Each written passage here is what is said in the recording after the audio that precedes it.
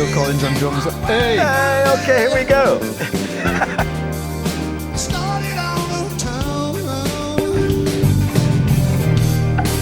Phil and Gaines. Yeah, Greg.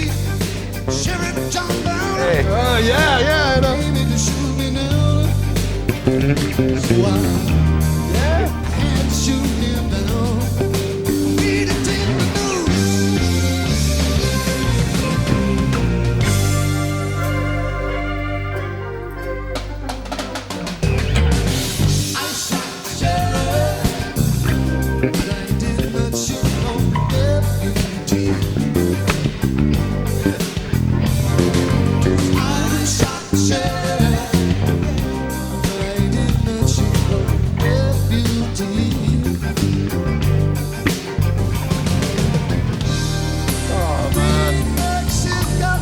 I have watched this video so many times, and with you coming in, I have forced everybody else to watch this video. Everybody has watched this video many times. I'm like, oh, have you seen this video? Have you seen this video?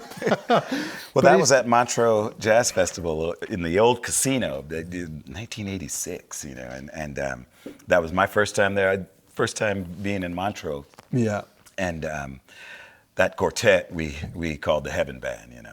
Bill Collins on drums, you know, Phil and Gaines, Eric, and it just every single night was a joy. Oh, it is just such an outrageous band, outrageous band, yeah.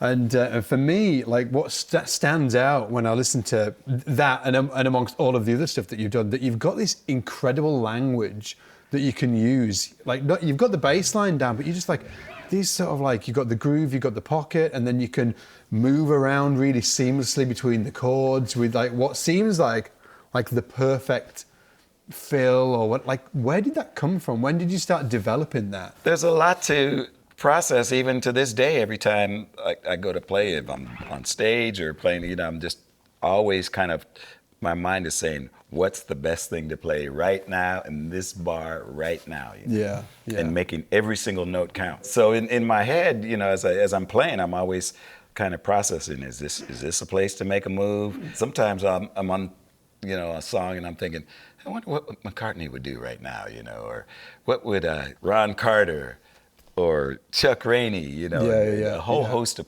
players, you know. That's kind of what I aspire. I just want to play the right thing, you know, I don't want it to be necessarily the flashiest thing, but I want it to be right for whatever that chord is and whatever. How do you choose the notes? That's why I'm here for Scott bass lessons.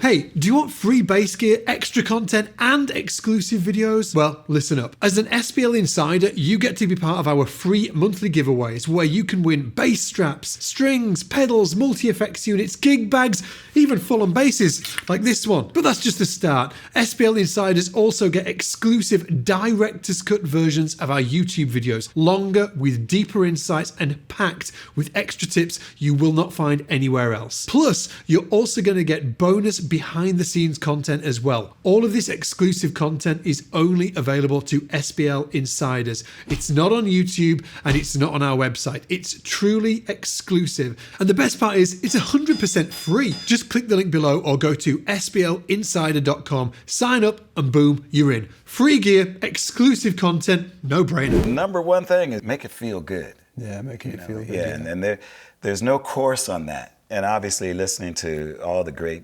records, you know, Motown and everything came before us. Playing with Eric has been so much fun because he first of all, he never has once told me what to play. You know? Really? Yeah. It's open. You always open, and so my thing is, okay, don't come in and mess up this man's music. You know, but it's just, I shot the sheriff.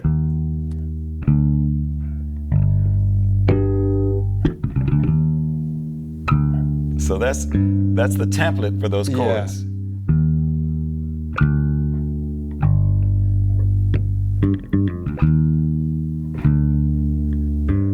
And every now and then I might. Got it. Yeah. You know, do you hear that, or are you? What's the question? Are you hearing it? You know, like when you do a substitution. Right. Or do you play piano? just enough to get in trouble. Like, Just a little bit, yeah. Yeah. So you're thinking about the chords. Yeah, I'm thinking about the chords, and Yeah. then substitutions. Like sometimes I just think, okay, you're gonna do this for the next 15 minutes. These are the changes. So what other chord changes would go? That might work.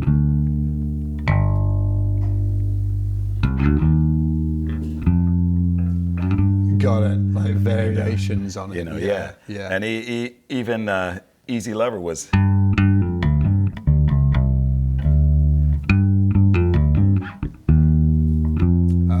You know, still those choices.